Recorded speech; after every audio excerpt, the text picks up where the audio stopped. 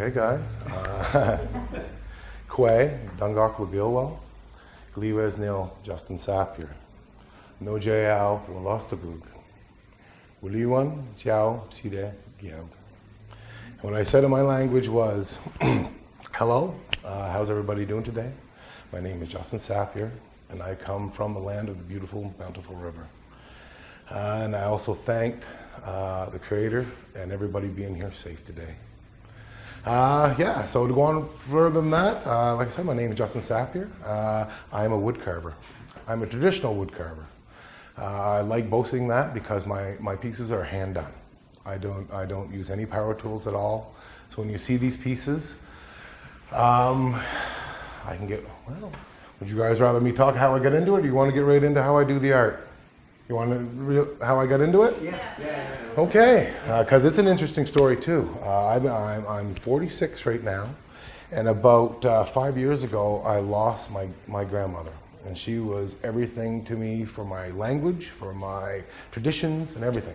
At that very point, I realized that it was now in my hands. I had one boy at that time, but I realized that everything was in my hands. So I completely changed my life. I went back to craft school. I wanted to learn, first of all, language. Language is everything. On the East Coast, we're having a hard time. There's less than 100 fluent speakers in my language. So that's why I wanted to start with that language, because not a lot of people get to hear it. So we're really battling hard on the East Coast to bring it back. But why I want to do it is, once you learn your ancestors' language, you can literally see through their eyes. So now that I know language a little bit, I understand the way they looked at the world. And the way they looked at the world is so much different than now. In my language, there's no word for mine. There's no possession. It's either yours, ours. There's no mine. There's no word for goodbye. So it's just a different way to think. And the difference between inanimate and animate objects, but a language off of nouns and a language off of verbs, it's different. So in English, this is a chair. In my language, that's a place to sit upon. In this language, it's a table. In my language, it's a place to eat on. It's just a whole different way to think on how things is. It's not position, it's something you can't have, it's just something you are using.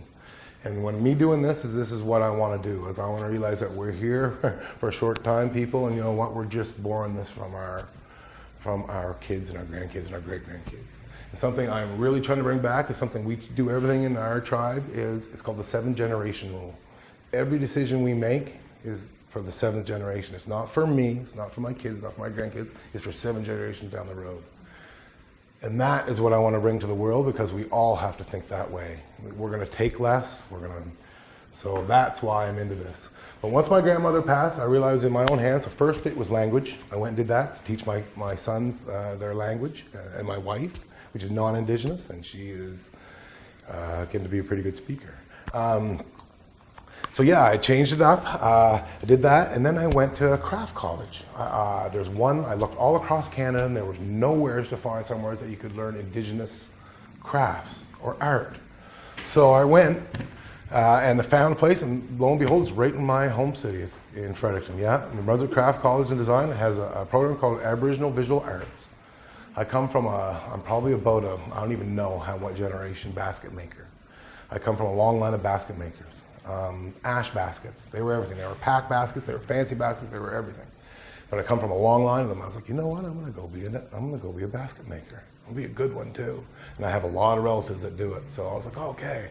So I went, but this program, it offers, I went and learned beading, quill work, porcupine quill work. I learned how to make drums. I learned how to make baskets. I learned how to carve. I learned to do all Indigenous art or crafts that we have on the East Coast. And what was neat was you get to choose. So I went in there, I was like, yeah, I'm gonna be a basket maker. I went in, started doing the baskets, and I was like, ooh, I don't think I'm gonna be a basket maker. Because the first thing I noticed was my relatives do it so well that it took me 20 years to even get as good as them. I'm like, I don't got that kind of time, because I got a little bit late into this. And then I got into, actually it was my cousin that started this whole thing, actually a very good friend of mine as well. We're very close, and he started this program years ago. As soon as he walks through the door, my nickname is Sap. My last name is Sappier, but I truly don't know my true name. That was a given name. He's derived from St. Pierre. But I am Crow Clan, and that goes back generations, so I go by Crow Clan. But he saw me come to the door, and my nickname is Sap, and he goes, Sap, what are you doing here? Because he knows usually sports was my thing growing up, and then everything from massage therapist to this and that. And he goes, what are you doing here? I said, I'm here to learn to be a basket maker. He said, basket maker? I said, yeah. He said, I got something for you, man. I said, oh, I didn't even know what he meant. Very next day, he took me outside. He's like, you ever think about carving? He said, your body type's just perfect for it. I was like, I don't know, let's give her a try. Brought out a piece of wood, and I haven't put down the chisel since. It absolutely changed my life. I love it. And why I did it again was because of my children. So the biggest thing is, that's why it puts a big smile on my face. Even 2 years ago, a little bit long, maybe 3 years ago, if I walked through the door or something, or anything like this, my kids would have looked at me and said, Dad, where'd you buy that? That's awesome, it's beautiful. And now I walk through the door, and the first thing they say is, Dad, you make that? I'm like, you know I did, boys. And now it just changed our whole perception on life. Now they know they don't have to sit back and buy, or they know they can do it themselves, and that nothing is possible. Because what I tell them, I said, you don't think Dad wasn't nervous changing up my whole life at this point in my life? I said, and like I said, this is probably around the age of 40, 43 probably. I started to switch it up. I never touched art before. I was a massage therapist for almost 20 years, so I did a lot with my hands. And when I got into this, I realized that obviously it's epigenetics, something like that, but it's literally in my blood. I come from a long line of carvers, and people say, well, so do I. I was like, yeah, I understand. I said, but my people, we use solely wood up to a couple hundred years ago. That's it. So I sort of see now why it comes a little bit easier to me, but I still don't understand it, but I'm having fun. But like I said, it's about the children. Then when I get into this, now it's about more than my children, it's about my community. So it's about all the children. And now that I'm doing this and bringing some recognition, and like I said, thanks for this type of competition, that I can bring something to the West Coast and the East Coast I don't know many people have seen before. And this is just a bit of what we have on the East Coast, and that's what I really want to boast, is our type of art that we have there, Indigenous art, and that's what I'm going to speak about solely. Our art there, when I started with this gets people asking questions, because it's just very visual. They want to know everything about it, from the grain to the wood to how it come about. I'll get to that. But it's a tough thing to understand when you start it.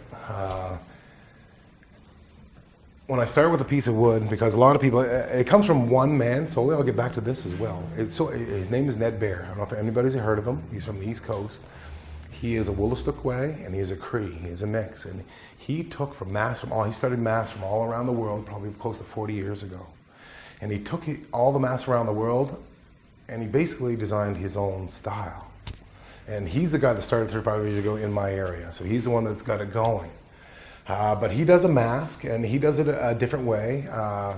He actually does carvings in trees. He does masks, and he puts a lot of moose, fur, and stuff on it. And they're different. They are a mask, and they show aggression. They show stuff like that. And when I started doing this, I did a little bit different, because I was doing it for the kids. And I don't know about them, but I don't have a clue when I start this. I grab a piece of wood that speaks to me. I start carving. I start with the nose. After that, as everything you know, the human face, everything runs off the nose, the eyes, the mouth. So I start with the nose. And in layman's terms, I'm following grain, especially with hardwood. Softwood, a little bit easier to use, a little bit different. Hardwood, especially using tools, like the size of the nose, the one we're going to see out here in a little while, it had to be that size. If I went down any further, the grain actually switched and it would start cracking and breaking. So when I say that literally the tree wants to have a face, it wants to have a face. It literally does, because I'm following grain. So that's getting a little bit of that, but like I said, he was the one to start it. And then, like I said, 2 years ago, I put my hands on a chisel for the first time, and I haven't put it down since. But this is what's getting me national recognition, stuff like that. But like I said, to get back to what I want to show from the East Coast is our art. Our art is very functional art. And that's what, I know a lot of art is, but ours is solely functional art. And I was telling people earlier. So you're talking snowshoes, you're talking pack baskets, you're talking canoes, paddles, that type of stuff. So, and if I was here and I could show some of my ancestors' stuff, the artwork in it, let alone it was functional, it was so well made that I can't even fathom it 100 years later. Like how well these things are done. Like a snowshoe to be done with sinew and how it was done, and the workmanship they done, everything. That's why I love doing what I do. And people ask, why do you do it traditionally? Like, why don't you use power tools? It'll save you so much time. I think it's because I can't put the love into it that I can when I do it by hand. My ancestors, everything was done by hand. There's no power tools, there's nothing. And when I say like the work that goes into this, like you don't understand, I'm so proud of my ancestors because we used ash, usually black ash. It's the straightest, hardest tree that we have. Grain's dead straight, very nice to use in everything. So we use it in our axe handles, we use it in our paddles. And it's an amazing, amazing wood. It's in trouble right now, so that's why I'm spreading the word too, because ash has an ash borer beetle. I don't know if you guys have ash here, but it's made its way into New Brunswick now. They say 20, 30 years, it's gonna be completely gone.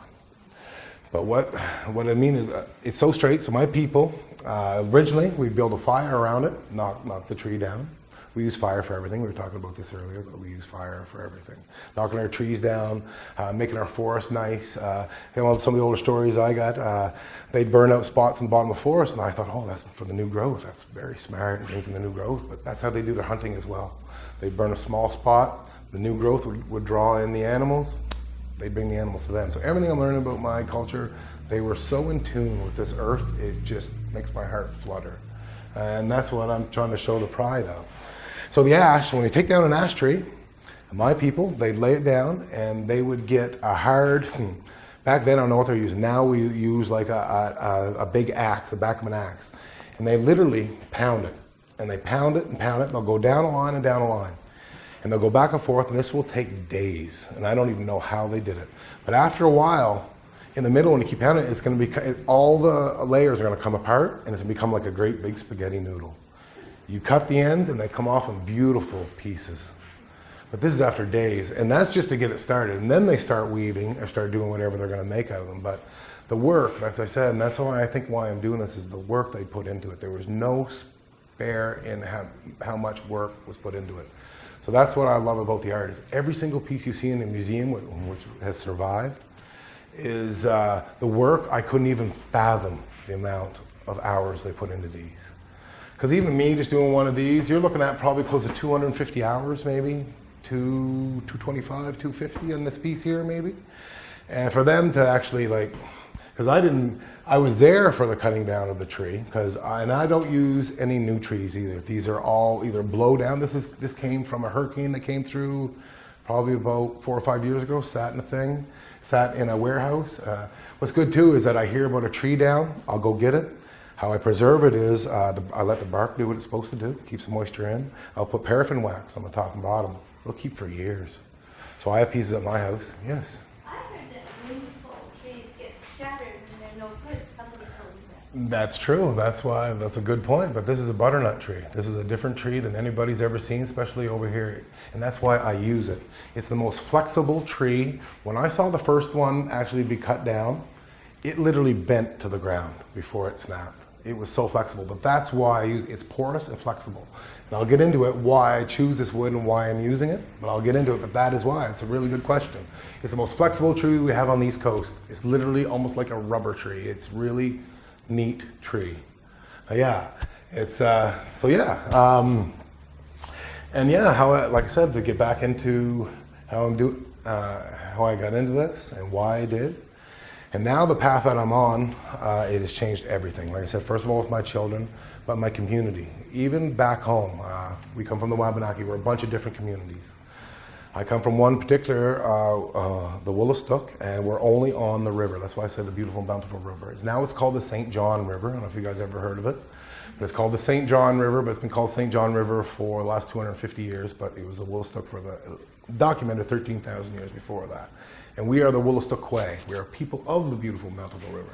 We actually reclaimed it last year, and the government hasn't given it back. They still call it St. John, but it is the Woolastook again. And we're very proud because we're not people of the St. John, we're people of the Woolastook. So that stuff too on the East Coast, we got a lot of changing, but that's why I really got into this. I think, like I said, people can finally, like yourselves, they can actually just hear a little bit of the story and what's going on there. Anybody got any questions so far? The tools you use to actually carve the surfaces, do you, like here we use hook knives, draw knives. Yep. You don't use European tools on the softwood. Nope. Here we use chisels, straight up chisels, and my ancestors, we used chisels as well, except they were stone chisels. I have one at my house that's 7,800 years old, and it's still sharp to this day, and they say it was underwater for at least 3,000 years.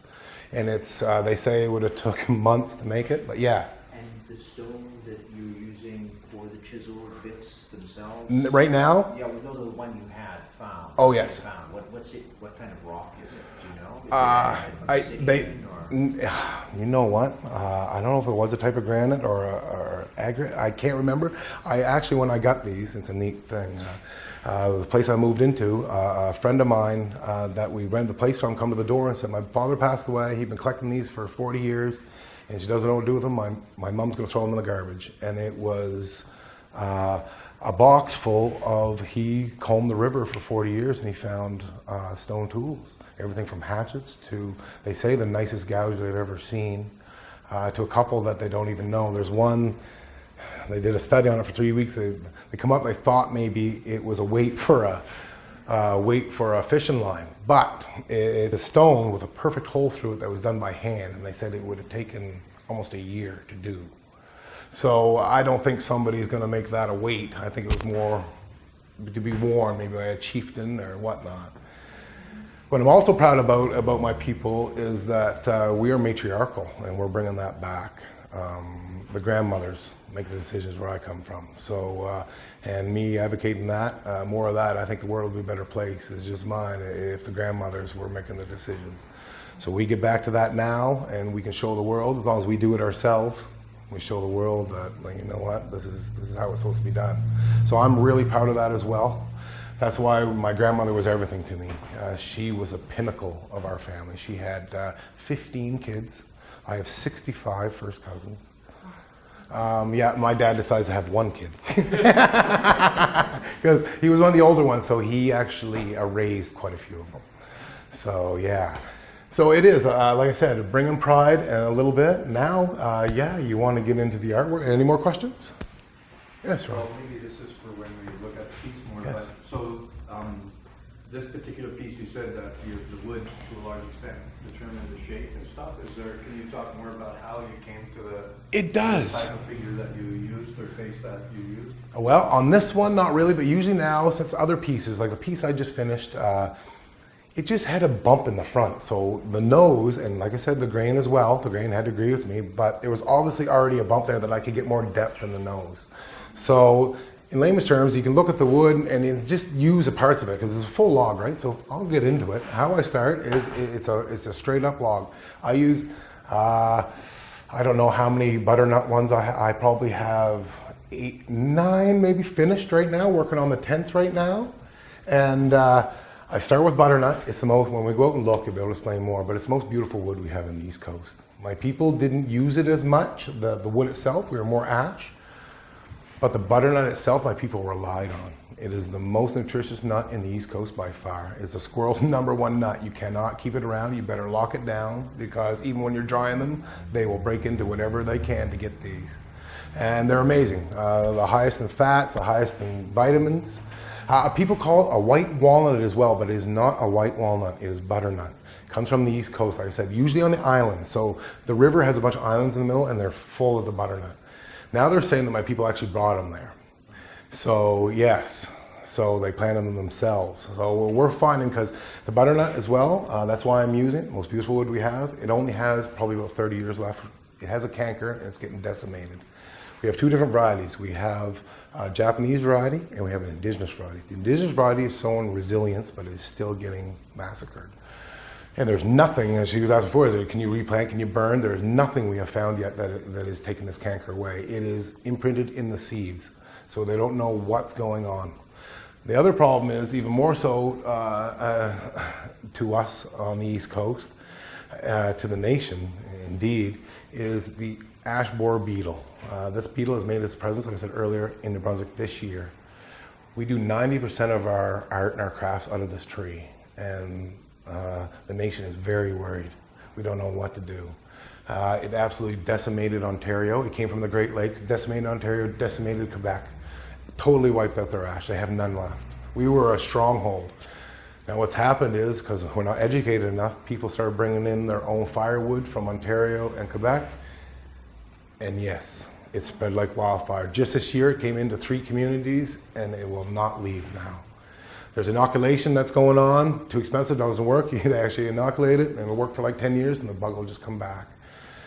So they're slashing and burning. So once again, we're very worried about that. And that's why I want, like I said, I want to show beauty in the wood. And that's why I'm choosing this type of wood, because talk about 7 generations, my 7 generations before that are never going to know what even butternut is. So that's why right now I'm concentrating on ash and butternut, because my young and future generations, that's the only way they're going to see it, is on a wall. So that's why I'm concentrating in that. Ned does butternut as well. He's the one that started with it, and he learned that it's very easy on tools. That's straight up, that's an easy thing.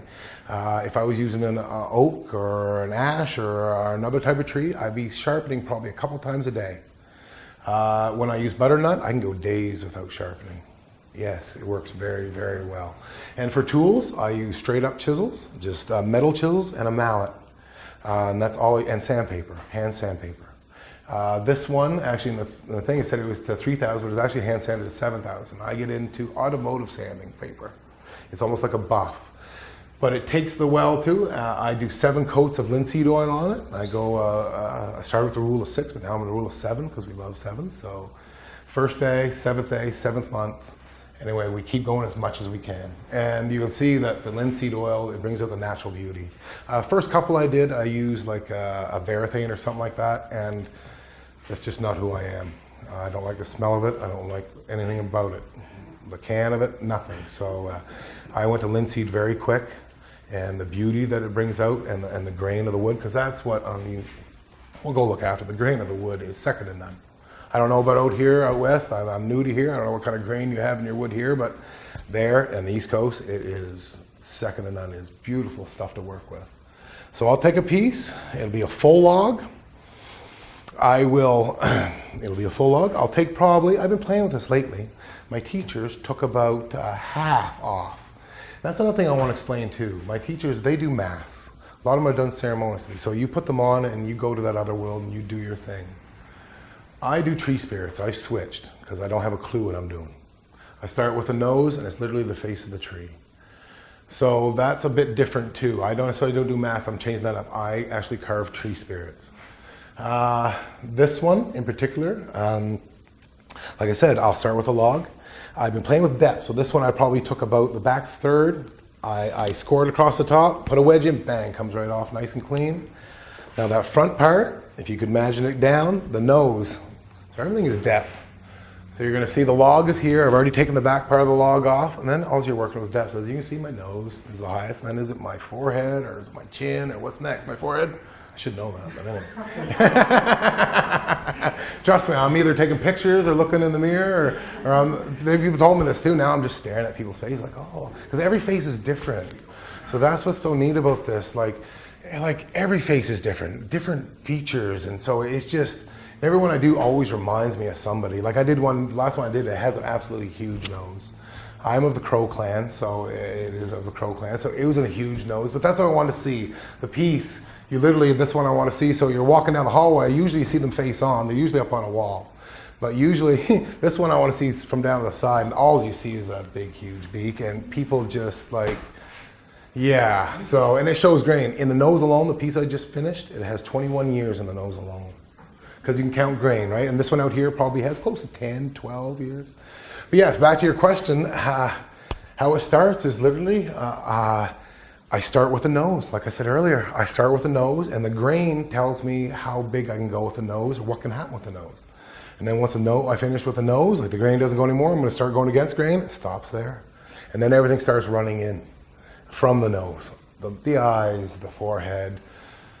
But for this one here, what makes this one so special is after I've done it, it's way different than any of my predecessors. No one's ever done a chin before, eyes like that. It's my first one. The first ones I actually did mass.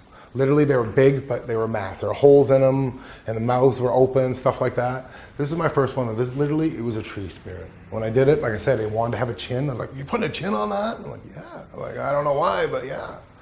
And after it come out, what makes this, once again, makes this one so special is, as soon as I finished it, I was doing a type of show. I do a lot of cultural stuff, so I was doing a thing at a university about my culture, because even on the East Coast, you guys don't think you know much. On the East Coast, they know nothing either about Indigenous culture, so I'm teaching there as well. But when I was at this thing, one of my elders in the community, one of the most revered, her name is Imelda Purley, and she walked by it, and she looked at me, and she said, "Hi, Justin." And I said, "Hi, Imelda." And she said, "Have you named that?" I said, "No, I have not. I haven't named any." She said, "I got a name for that. I'll be back after. I gotta go do my thing." I said, "Okay." She went and did her thing. Sure enough, she come back. She said, "Igatwin." I said, "Wow, what's that mean?" She goes, "The one who defends our traditions." And I said, "Are you talking to me or are you talking to him?" She said, "I'm talking to both of you." So that put me, now you can see my hair going up here, and that really put me on the path that I'm on now. Once she told me that, I am the one to defend our traditions. I always thought before, that's why I said I had it in my own hands, I always left it up to other people. Yeah, you take care of this, make sure you do, but you know what? There is no one else. We're so few. It's unbelievable, and that's what I'm proud about my people too, bring a little bit of culture in this. We were first contact, so we got it pretty hard on the East Coast. My people, the Passamaquoddy in particular, Wostokway as well, but the Passamaquoddy got hit particularly hard. And I'm very proud of them, and that's why I come from a long line of fighters. On average, they thought there was 40 to 60,000 of us upon contact. We went down to 284. 284. That's where my kin comes from. So it just shows me, being here, I come from fighters, I can do anything. So, and that's what I'm instilling into my children and into my community. You come from a long line of fighters. If you weren't, we'd be gone. We're not supposed to be here. I'll say that straight up. We are not supposed to be here. We're supposed to be wiped out. But we're still here. That's one of my sweatshirts. I should be wearing it now, but that's what it says. In our language, on the top and the bottom, we are still here. That's all it says, we're still here. And I'm so proud of it. And that's why I think I have such life robust to just do this. I need to get out more. I want to talk to bigger crowds. I want to talk to more people. And I think people, what I've got so far is they can feel the love that I have and just the pride I have in what I'm doing here, because it's much bigger. I know many other artists, it's bigger than them, but it's so much bigger than me. It's not funny. And I always thought like my ancestors were behind me, but now I know they are. And there's literally thousands of them. When people say they have angels, I don't know how many they're talking, but I tell you what, there's an awful lot back there, and that's where I feel like I get my strength. So yeah, getting back into it, start with the nose. This one, after she named it, it put me on my path. After that, I've been having so much fun just learning. I'm not joking to anybody, I'm new at this. I've only been carving these faces less than 2 years.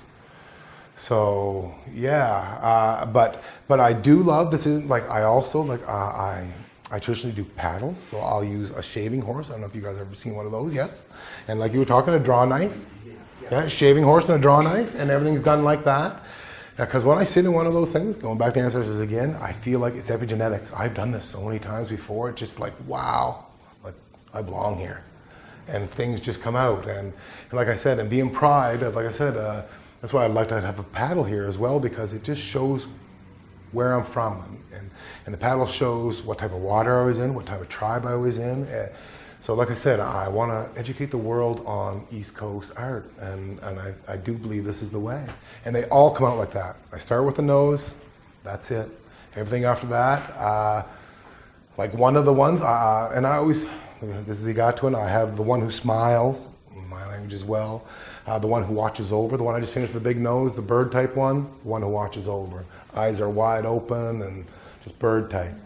But these, how they come to me, the one who smiles, my wife was like, I haven't come here and done one that smiles yet. Because I hadn't really had one to have it.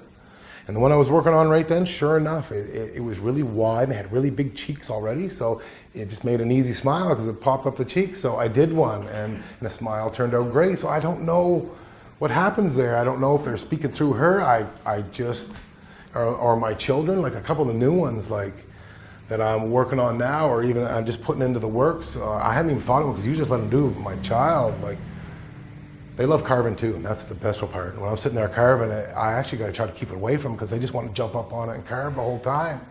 So I'm like, oh, that's great, guys, but I'd like to get some work done. I can't get, but yeah, so I'm having a lot of fun. Like I said, if you guys, any more questions? Yeah, that's what I was going to say. Let's go out and look at the piece.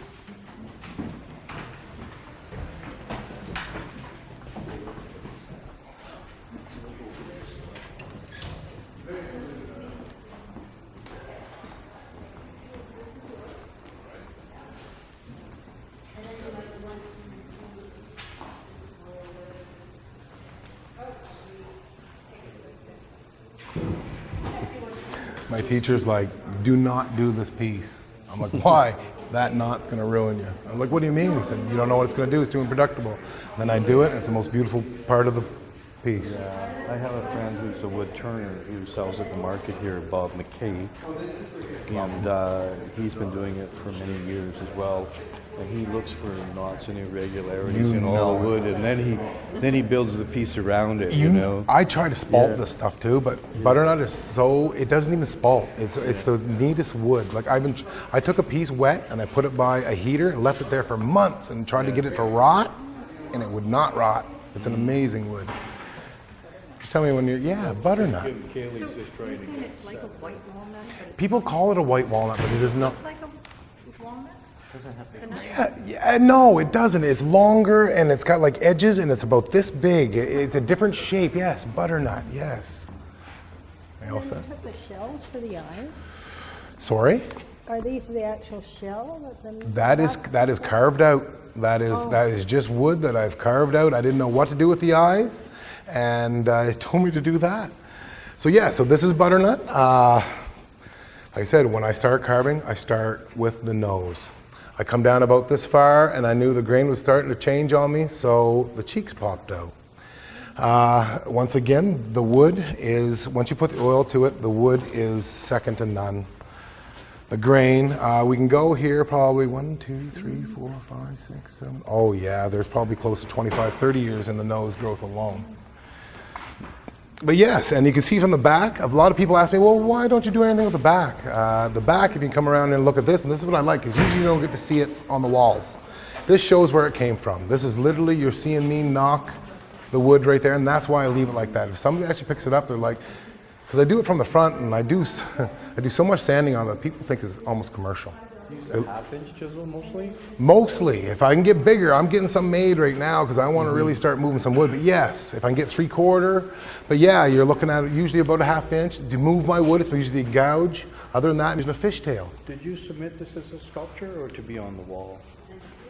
I don't remember, Ron. I have no idea. Like I said, I love the look of it here, and actually people get to see the back, so it's a whole different concept. So I'm liking this right now, but usually my family, I'll find out today, I'll tell you. my family, we use it to smudge. So we cleanse ourselves in front of this. We use it as more of a totem, that type thing.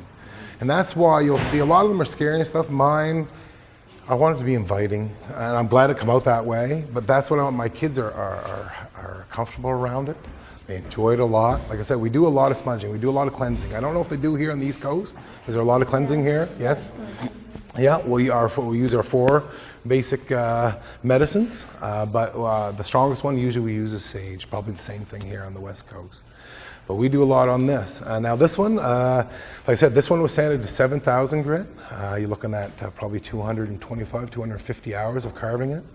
A lot of that's like, ooh, what's coming next? The nose is different than any other of my predecessors. Like I said, they haven't seen chins before. I was just telling Ron here, when I first started doing this piece, my teacher saw this knot and says, do not do that piece.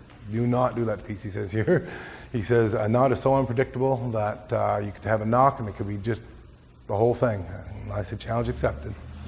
And I did. Actually, those were my words. And it turned out to be one of them. It's probably my most favorite part of the piece, because nobody's perfect. We all have scars. They can be inside, outside. Just happens that we can see this one. And this one, scars really show that people have been through stuff. It shows wisdom to me. So that's why I'm really, really proud of this piece. Crow feathers? Those are crow feathers. Once again, I am of the crow clan.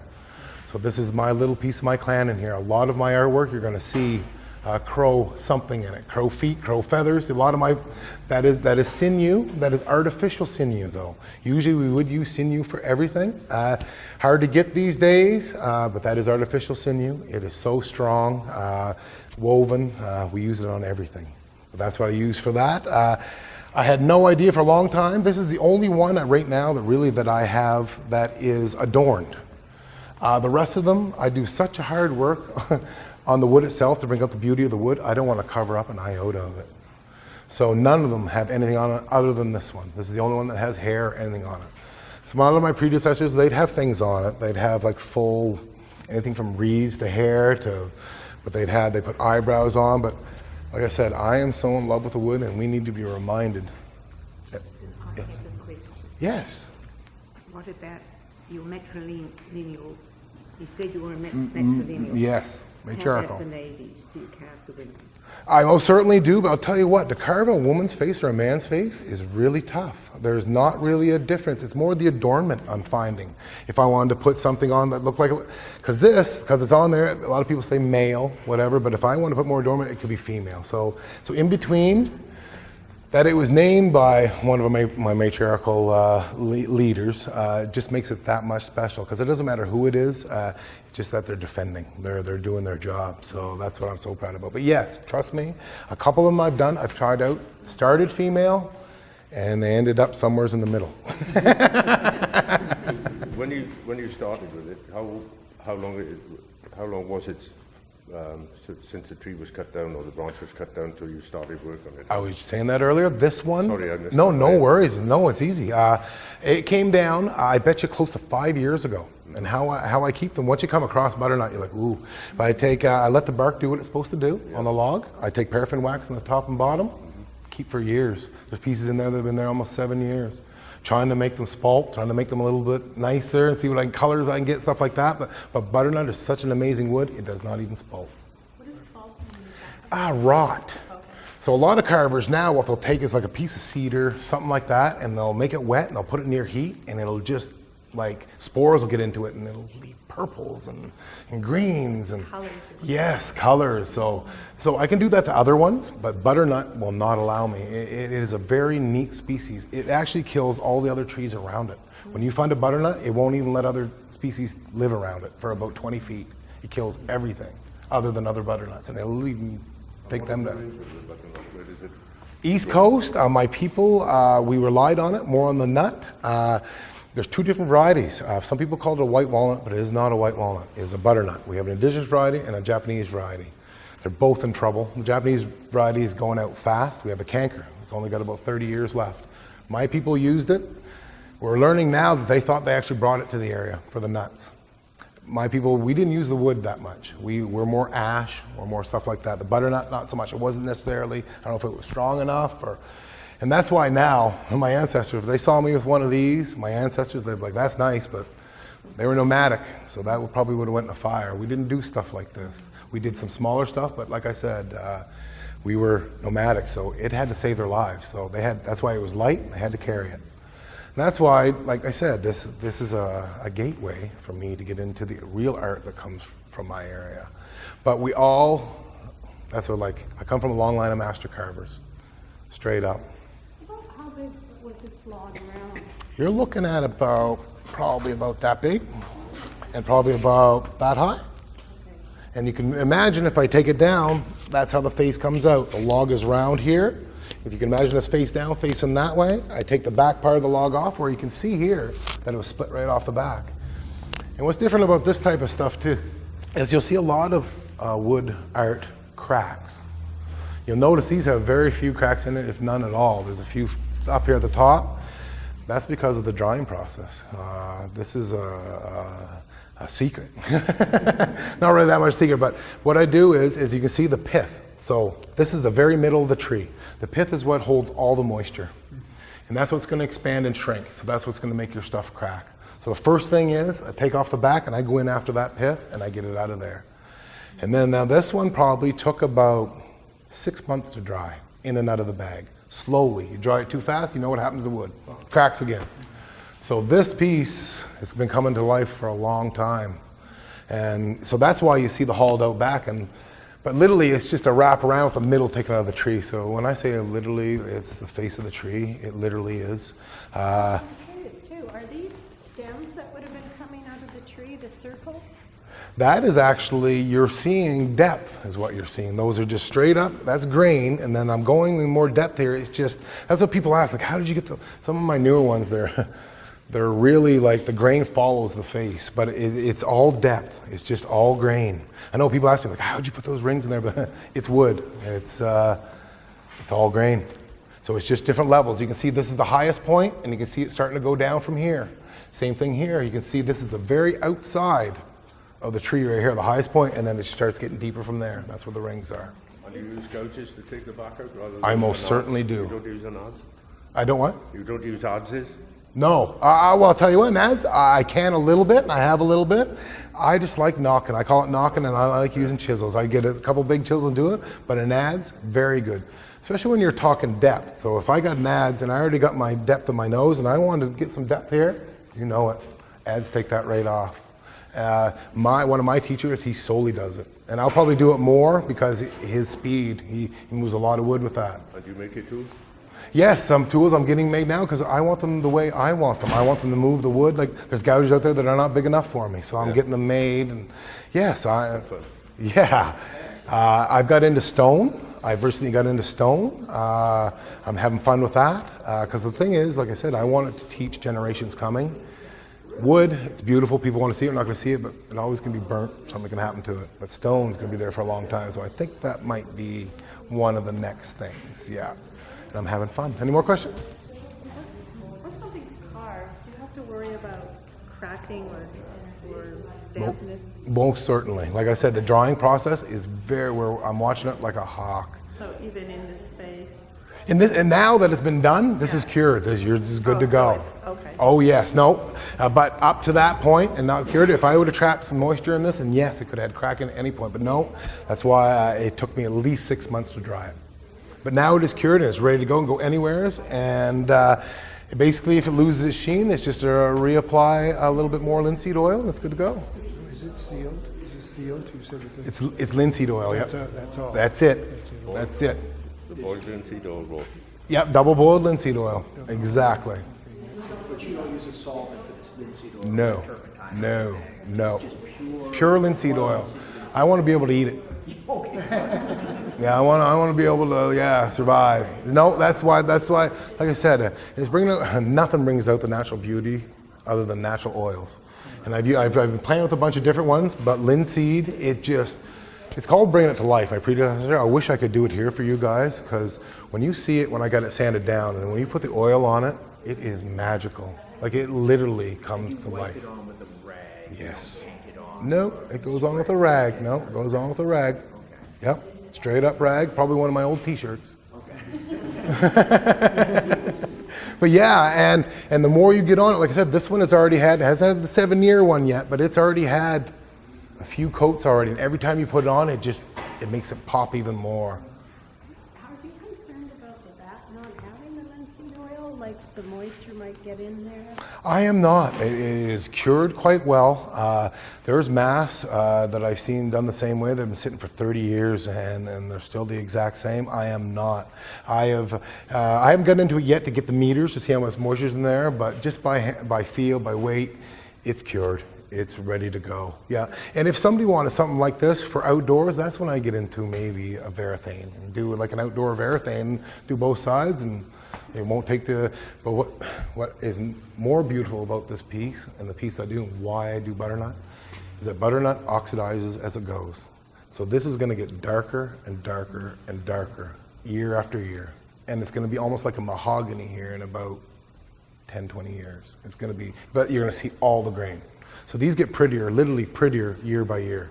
It oxidizes and it turns so dark. So when you polish furniture, wooden furniture, you can keep enriching it. So would you polish this? I'm at 7,000, so I don't know if I could find 10,000. I might polish it again, do the next one again, but I'm confused. What 7,000? 7,000 grit. So when you're talking polishing, No, I meant, you know, when you polish furniture, you put on the polish. You put on. and no, then you no, polish. no, nothing like that. I want to eat it. I want to be alive. No, I'm all natural. I put nothing but linseed oil on, nothing else. And I make a point of that. Yeah, I don't want any color. I don't want any polish. I don't want anything like that on it. This is my choice. This piece that you chose here, the weaving, the Yes, braids and, yes. and the crows. Yes. Is this traditional for the Crow people to wear a piece like this? Yes. Okay. Yeah, we would have had it in our headdresses. We would have had it. They most would have been Jeep Logan, or most would have been eagle, but yes, Crow Clan, a lot of crow feathers. And you said you were nomadic, so where did you usually go back and forth from? Between what is now New Brunswick and Maine. Oh, okay. So we would go down into Maine in the wintertime. In the summertime, we'd go into New Brunswick, just following game. Oh, yeah. Yeah, that's all it was. Any butternut trees in Maine? Not as many. That comes from the Canadian side of the border. Yes. No, butternut, I'll tell you what, it's pretty special. It doesn't come, it's not too many places in the world. It's a very special wood, and that's why I'm really, really proud to use it, and I'll use it as much as possible. So if you were in Maine, were you real fishermen, like you'd go and you get your We were people of the Pollock. If you're wondering, Bezkudumakati, which is now Passamaquoddy, the English word for it is Passamaquoddy.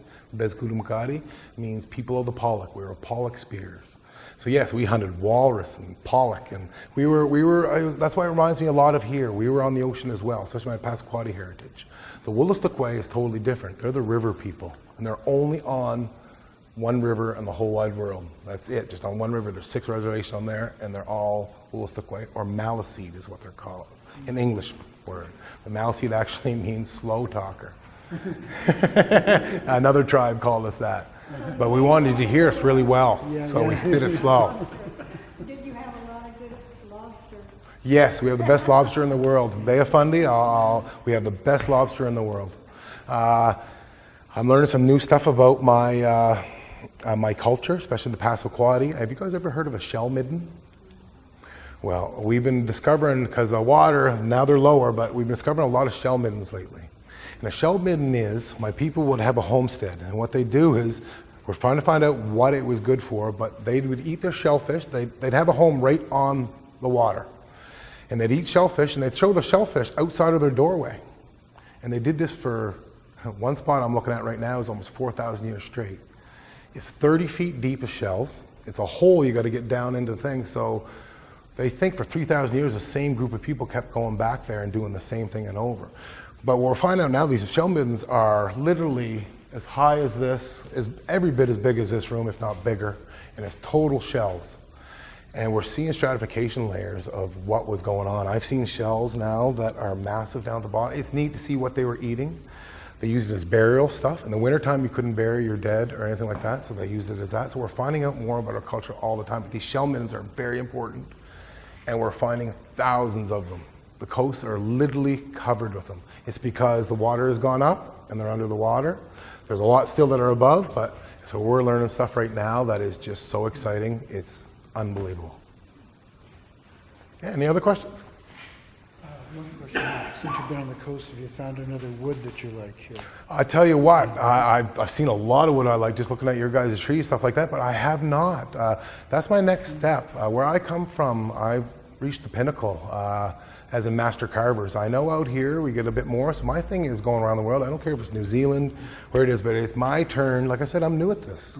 I want to show, I want to give what I have, and I want to learn more. And this is what I said about earlier too, about going into my communities now. The other nations that are there, I had a hard time going to those communities in the past. Now being an artist, I have something to add to the community. So I have pride going in these communities now. no problem at all. I'll go in now because I have something to give forward. And that's what I'm into now. Now I want to take that on a global scale. I want to learn carving from around the world, see different styles, what they're doing, what they mean to them, what they mean to us, and we're going to go forward from there. So you've seen a lot of masks here, I'm sure, yeah. I have seen a lot of masks here. I have. I've been researching. I've been doing a lot. I've been going around as much as possible, and I have. I do. I love them. It's just a different style. Like I said, I work with hardwood mostly. They work with softwood. So, and it's different style. Like I said, a mask is like, and where I come from, it's ceremonial. You go out of the place. You do it around the fire. I'm just getting into something different here. This is a whole different being. This is a tree spirit, and it's not me going to that place, it's already there. And that's why a lot of my elders, they're like, because they're into the mass. They're from my community as well. Like they go back thousands of years mass. But they were worn, there was holes through them. So my ancestors now, or my elders are saying, well, there's no hole in the mouth, there's no hole in the mouth. They can't see and they can't breathe. But I'm trying to educate them that this is the face of the tree. They're already breathing. They don't need a mouth. They don't need eyes. It is it. They live without those things. This is the tree. So that's one thing I'm trying to switch over, because everybody's still mass. So it's all about mass. So I have a question. You were talking about carving a stone. Yes. At some point. Yes, I've already started. What is the stone that you would be choosing? Like, what have you been carving? Well, I started with sandstone, of course, or soapstone, sorry. I started with soapstone, just to see how, and I heard it was, because on wood you have to follow grain. On stone, there's not so much grains. So it's a little bit different, actually. I found it quite easy compared to what this is. But the stone I'm getting into is going to be the harder stuff. So granite? Yes, and it's going to be all hand done as well. I'm not using diamond saws, nothing like that. It's all going to be hand chipped. That's why, like I said, my body type, I'm I'm built for it a little bit. I'm like a canoe maker. Yeah. I was an ash pounder, I think, in my last life. Yeah. Useful. Yeah, use that. But yeah, so that's basically it. Like I said, in this piece, like I said, it has a lot of pride because Imelda is the one that named it. And it really, like I said, I didn't know if she was talking to me or talking to that. So, defender of our traditions, and that is my goal. And that's why I'm so happy to be here, to speak to you guys, like I said, just to give you a little bit of East Coast knowledge. I want to know, so there's the Japanese butternut. Have you explored the butternuts growing in Japan? And do you think that some Japanese artisans have been using butternut in their own creativity there? I have done a little bit, but I'll tell you what, it's been hard to find. I think it's one of those times that I'm actually going to have to go to Japan. It's one of those things they don't want to talk about. Because I've been looking it up and I can't find too much. And they do have a variety, so I know they're using it. So that's why, like I said, it's more like, as you guys know, looking up on the internet, whatever. But it's time for me to get out in those communities. The Maori are the first that I actually made contact with last year, and I can't wait to go and learn from them. Yes. Did you make it? This was my grandfather's, and my great grandmother made this. Wow. Yeah. Beautiful. Thank you, and I'm very, very proud to wear it. And the flower, your tribe flower. It's actually a feather. No, in the very. Oh yes, double curve motif. I didn't talk much about that either. But you can see these curves. That's how you show where we're from. On the East Coast, double curve motif. If you guys can look that up online, that's a telltale sign you're coming across the Wabanagi, is the double curve motif. So yes, the fiddlehead. We are people of the salmon and the fiddlehead. So fiddlehead was a big part of our diet. It was the most nutritious thing we had. So yes, it shows life, it shows death. So yes, and I do believe that's where it originally came from. And people ask, like, the canoe, anyway, it's neat how they come up with all the stuff. For the canoe, an elder told me that it's literally the bottom half of a fish. And I wondered how they come up with that perfect shape. And you know what? As soon as you cut a fish in half and gut it out, it's a perfect canoe. It's like, yeah, of course. Everything just came from nature. So anyway, yeah. But yes, that is telltale sign of Wabanagi, of East Coast, is that double curve motif. Usually you will see it, it'll be like a 3-leaf flower in the middle, and it'll go up and have a big ring on it. And by the ring, how sharp they are, some are out, some are tight, you'll tell which tribe you are from. Passamaquoddy are more tight. The Micmac or Mi'kmaq aren't so much. So there's small variations in it to say where you're from. Like I said, that's why you can show your paddle, like, oh, okay, you're from there. So yeah. You would like a trip to Australia, do you know that? I would love it. I'll tell you why. Like you talked about the butternut, the trees are mostly hardwood. And they have lovely things like Tasmania. Yeah, they have Sydney. lovely wood Beautiful. too. They do have lovely wood. I'll tell you what. That's why I say butternut's one of the most beautiful woods in the world, but the wood I have seen from that way might even be more beautiful. So yeah, that is definitely a place I'd love to, and we'll see where the art takes me. You'll be here at the opening. I most certainly will be. Well, I'll bring you, what I do have from Hobart is a little kookaburra in the wood that comes from Really? Tasmania. Thank you. We'll leave one. Thank you. Yeah, and guys, like I said, it's been fun talking to you guys. It's fun talking about the art. You guys got any more questions? Anybody in there? Question about language. Has there been any use of modern technology in the preservation and promotion of your Indigenous language? We're starting to. We're starting to get apps, stuff like that. We're starting to fall in line. Something that really neat just happened where I'm from is anybody ever heard of wax cylinders? Yes. Well, they're the oldest recordings in the world, and they're of my tribe. And we just uncovered 85 wax cylinders. And from the Wolastoqey, out of the 85 wax cylinders, there was 120 songs. And for the Wolastoqey, 100 of them were trade songs about the river.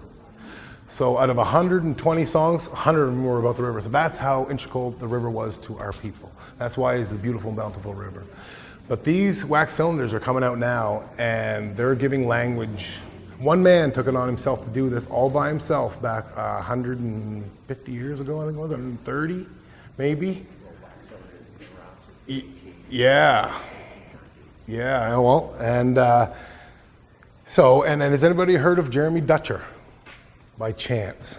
He is the guy right now, he's actually my cousin, and he actually took one of these wax cylinders and he has turned it into like an opera. So in the background, he has the 200-year-old songs on it, but he's singing with them. And anybody gets a chance, his name's Jeremy Dutcher. It's a beautiful music. Please go check it out because it is the language. The neat thing was about it, we just found out 2 weeks before I come out here, Jeremy, both found out that one of the songs he sings with is actually his great-great-great-grandfather. And he just found it out. So, but yeah, his name's Jeremy Dutcher, and that'll show more about the language, but we are trying everything we are. There's less than 100 speakers left, so we are doing everything we can. It's tough, but like you said, stuff like that, apps, trying to get it back in the schools. My children actually go to a school where they learn their language. In my province, it's either French or English. We're a bilingual province, so it's both. It's one or the other. First Nations up by Edmonton, they've got a full app because they're very small. Yep. And they've got their whole language on there, and you can learn their whole language. You download their app, and it's actually quite cool. It really is. And then you get into, so that's really good, and it's a fine line because you have some elders that, yes, give it to the world, but then you have elders, you know what, some things we got to keep to ourselves. So it's a very fine line we're learning right now. And yes, and the elders are everything. What they say, it's over. So we can have all the thoughts we want, new and going, but if they say no, it's no. So, and we'll wait for our time to be the elders. So, but yeah, that is the biggest thing is language right now. All this comes back to language for me. Like I said, once I can see through my ancestors' eyes, I'll be able to explain and learn a lot more. I mean, there are many existing apps online. I mean, I'm looking at Spanish on a program called Duolingo. You probably are aware of it. They've got dozens of languages already in Duolingo. They do. And I think they are actually open to developing Aboriginal and Indigenous languages. They are. And the biggest problem with these tools, like I said, there's only 100 of them. So everybody wants a piece of them because no one can speak it. So everybody right now, the government's like, we need you. We'll pay you and you do this. But there's so few speakers that it's going to take time. Need to lock them people up and say you've got to have a 3-week solid conversation. I tell you what, here we go. Now this is my first thing I'm going to do. I'm going to take all the local artists, Indigenous artists from my area, and I'm going to do my own thing. And I'm going to bring in speakers. And we're going to do our art, and they're going to do nothing but speak the whole time, because that's how my ancestors learned. That's how we learn. We sit down, we listen, and we learn. So that is my next step in this, is that I'm going to bring the artists together, and we're going to do a residency like that. I want to make my own where, you know what, we're going to sit and do our art, where we're going to have as many speakers as we can speaking, so we can, that's true immersion. That's the next step. So like I said, I got a lot of aspirations. I tell you what, it's going to happen. And I can say whatever, but there is no ceiling. I'm at the point in my life now, when I manifest, it will happen. So I just got to put in the work. Thank you. Yes. Thanks, guys. Thank you. Thanks. Thanks. I have another question. Yes.